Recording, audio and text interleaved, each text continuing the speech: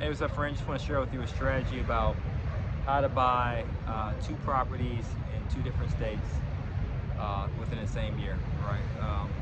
From a standpoint of how you can slowly but surely start growing your portfolio, especially if you're that business person in which you might have filed some losses on your tax returns, and you know that once you amend your return so that you can show a profit, so that way you can afford a home purchase, you might have to pay back some money to Uncle Sam, right?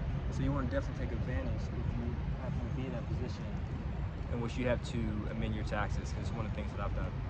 All right, so first and foremost, I normally have losses on my tax returns, right? Because when you own real estate, it's a depreciable asset, right? You have a depreciation expense in which it minimizes your tax liability to the government. Less money you have to pay to the government, especially rental income is a very low taxable event, right? It's not as high as earned income or capital gains. I'm not talking about fix and flipping, I'm talking about rental properties, okay? So being that I'm a real estate professional in regard to my taxes tend to be low, the money I owe to the government, which is a good thing.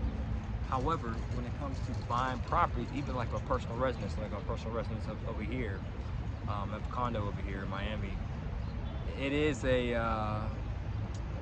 required for me to actually show more income on my taxes, right, to Uncle Sam, which is understandable because the mortgage lenders need to see a profit, so that way they can underwrite me for a mortgage for a personal residence. So I bit the bullet, so I had to amend one of my taxes and had to pay Uncle Sam a good chunk of change, so that way I can qualify for my home purchase. Then I'd say, you know what, I want to have 2 residences, right? One here in Miami by the river, another one in Atlanta in the suburbs. So what I decided to do was talk to my mortgage broker first and foremost to get his insight, because you definitely want to have a collaborative effort with your mortgage lender.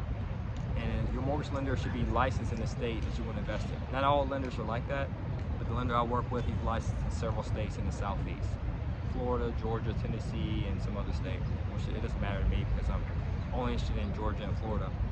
So I got my first deal in Florida, again it's a condo, and so I reached back out to him and said, hey, I want to buy a second residence, but I want it to be somewhat of a multi-unit residential, 1 to 4 units, with the goal of this being like a vacation home second residence, okay? Which is true, because I plan to live in 1 unit and rent out the others, okay? And so he said, all right, cool, well, we can get that done with a 10% down payment, but have you filed your current year's taxes? I said, nope, I deferred them until October. He said, okay, perfect, so we can use your last tax returns, which you already amended, and you pay Uncle Sam that fee, so that way you can get a second property in Atlanta, Georgia, which is a 10% down payment as a vacation home.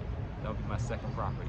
And so once I close on that property, my goal is to rent out hopefully a 4 unit. I'm looking for the deal right now, so I'll give you guys the update once I close on it. Once I find it, and then once I close on it, I'm already speaking into existence.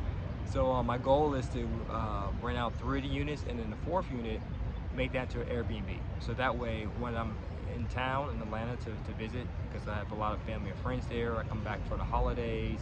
I also come back for speaking engagements, because I have a good foundation there in Atlanta, Georgia. I can use that Airbnb as my residence, except I just will, not make the Airbnb available for rent during that week that I'm there, and that's the goal. So if you want more guidance on how to do this as well, in which you can buy 2 properties in different states and use them both for personal use back to back, then all you have to do, my friend, is just check the link below in the description to learn more. We have a free training for you. And also, if you're that person that's like, man, I ain't trying to do all that, I'm just trying to go big, I'm trying to do multifamily, of course, that's the name of the game. As I mentioned, I'm already a real estate investor, and that's what I love to do.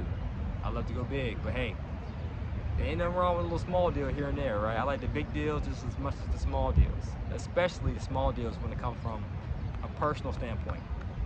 Because, in today's age, all of us are digital nomads, or most of us, who have businesses in which you can live in different states, So as long as you have your business income and your passive income, why not own more than 1 property in different states? And of course, once you're not there, lease it out, rent it out to Airbnb if you decide to. If not, then that's cool. Just let it sit there and just keep it as a personal residence. Like this property over here, I don't plan to rent this out. You know, so if I go to Atlanta and stay there for a month, I don't plan to rent it out. I'm just going to keep it there. Just let that be my property. You know, but in Atlanta, I'm definitely going to use that as a rental on Airbnb when I'm not there. You have to be mindful too of the zoning. That's important too. So make sure you're buying a property, or if you plan to do Airbnb, in which that zone allows those short-term rentals. All right, guys, that's enough. As always, to your success, continue to earn passively and passionately. Peace.